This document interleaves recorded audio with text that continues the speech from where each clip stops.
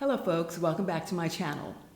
Today, I'd like to bring your attention to an article called 7 Reasons Why Americans Pay More for Healthcare Than Other Nations. It was written by Ken Alltucker and was published in USA Today on 16 December 2024. Cost of healthcare is a huge topic right now. I found it in December, but I was in straight up hooky mode in December. I needed to play for a while. I retired last year and went full tilt into my retirement transition, and I just needed a break to regroup and recharge. But I'm bringing you the article today. Now, I'm not here and I'm not interested in plagiarizing. What I'm here to do is bring your attention to this article. I am going to give you the high-level 7 reasons that Mr. Alltucker wrote about, but I am going to give you a link to the article so you can get the flesh of the article, because he embedded reports, he embedded quotes, so you understand where he got these numbers from. Because this is important. There's so much bad information floating around right now. You have to be able to do your due diligence and check up on what you're being told. I am not an expert. I'm bringing your attention to what I felt was a very informative article. So I'm going to be glancing away because I wrote it down. Having problems with the hand, so that was a bit of a challenge, and my handwriting is not all that great right now, but I wrote it down so I can give you accurate information. And again, folks, please read the article. It's so important because it'll give you the information that I'm not going to present in this video because it will make it too long. Okay, to the list. Okay, reason number 1. One of the reasons in the US that healthcare is so expensive is a lack of price limits. That doesn't surprise you, does it? So, according to this article, in 2022, $4.5 trillion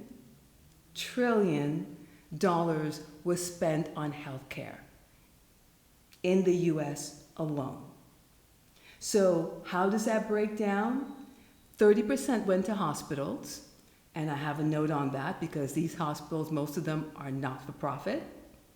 20% went to doctors. We'll talk more about that as well. 9% went to prescriptions. There's a note on that. 7% went to insurance. So according to this article, this is a breakdown of where that $4.5 trillion went in 2022. Now, a quick note on hospitals in the US. Mr. Alltucker wrote that, and I think he quoted a professor on this, a report on this. He wrote that most of the hospitals in the US are not-for-profits. And in 2021, they received $37.4 billion in tax breaks. And that money was supposed to go toward charitable events that these not-for-profit are supposed to be doing. When you go to emergency room, you're supposed to be stabilized, you can't be turned away, and other things that they're supposed to be doing with this money, taxpayer money. But in 2021, of the $37.4 billion, they only returned $15.2 billion to the programs that go out to the public that they're supposed to support. Not for profit. I'm not going to say anything more about that. Let's move on to number 2. Hospitals and doctors get paid for services, not whether or not you are getting better, not for outcomes. So it's labs, it's procedures, it's whatever needs to be done so they can supposedly come up with a diagnosis, right?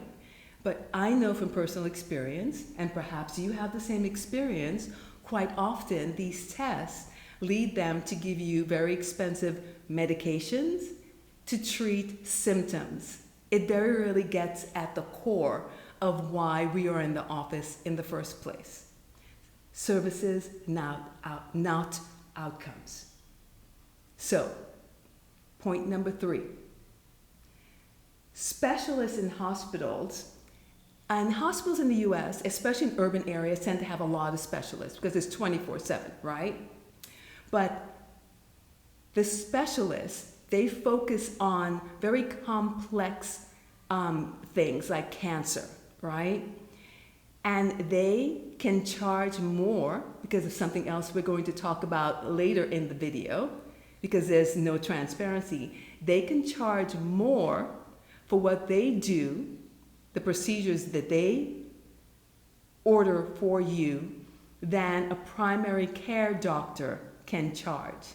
And the primary care doctor's normal role is to make sure or try to minimize you becoming ill in the first place. So the doctors that are taking care of you from day to day to make sure you stay healthy, they get paid this much, and the specialists can charge you whatever they want. Yeah, and we'll get back to that as to why and how that is done. So let's go to number 4. So, administration. According to this article, 25% of the money goes towards administration. What does that mean? Well, so you know that your insurance company, for everything that your doctor recommends, he or she has to get permission from the insurance company. And then the insurance company has to send approval or denial back, and then they go back and forth. And folks, hospitals are the number one users of fax machines in the US. There's this archaic way of communicating between the people who pay for your health care, that you're paying them to cover your health care, and the people who are giving you the health care. And even when there's a computerized system, the systems don't talk to one another.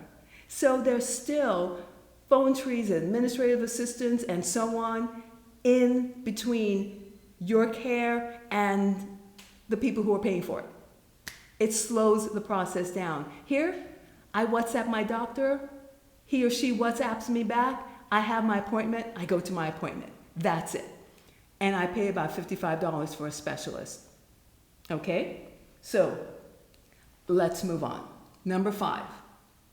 Okay, healthcare pricing in the US is a complete mystery. Test, an MRI or something can cost you $300 or it can cost you $3,000.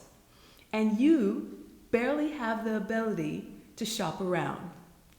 Because although laws have been instituted where there's supposed to be transparency, according to this article, only 21% of these hospitals are actually complying with the laws of transparency.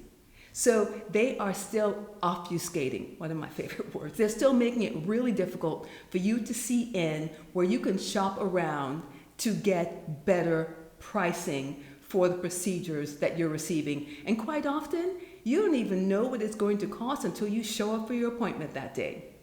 Because good luck going on to a hospital website and looking up, how much is this procedure going to cost? I haven't found it. It may exist, but I haven't found it. Okay, let's move on. Prescription drugs. That is no surprise. But according to this article, people in the US pay 2.5 times more than 32 comparable countries around the world. Why is that? And don't give me that research and development stuff. Yes, that happens, but not to this extent. For example, Ozempic. It's a huge deal in the US right now, especially in Hollywood, from what I'm reading, right? Ozempic in the US costs $969 per month. In Canada, it's $155.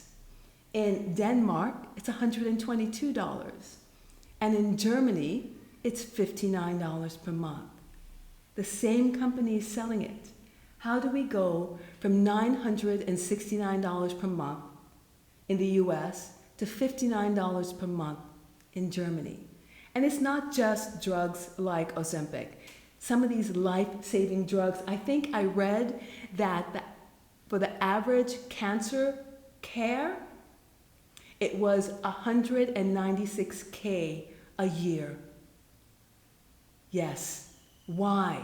Why is it that way? I'm not an expert. I can't give you answers. I am just asking the questions that were brought to my mind from Mr. Alltucker's article. Okay, and number 7, we go back to what is supposed to be nonprofit. We go back to the great American goal of making money, because that's what it really is about. So this article reports that a number of doctors and hospitals are owned by equity companies. That means making a profit on your care. That's why they can hide and hike up the prices, because they're owned by or controlled by equity firms. The article talks about, and it goes in depth, about one equity firm that filed for bankruptcy. The leader of this organization was a prior surgeon, and he got $100 million in compensation from your care, from our care. $40 million yacht. Yeah, it really does. You know that old thing about, am I paying for your next boat payment? In this case, you're not paying for a boat payment, you're paying for a yacht payment. But folks, I don't know the answer to any of these things, but I really hope that you will take the time to go into this article and really read about what Mr. Alltucker wrote about. And even more, click on the embedded link so you can read the reports, because we have to do our due diligence. Knowledge about what is happening can help us make decisions about how to advocate for ourselves better. I moved here because I can afford my health care here. I told you what my specialist costs, $55. My physical therapist costs $25, and she is absolutely amazing.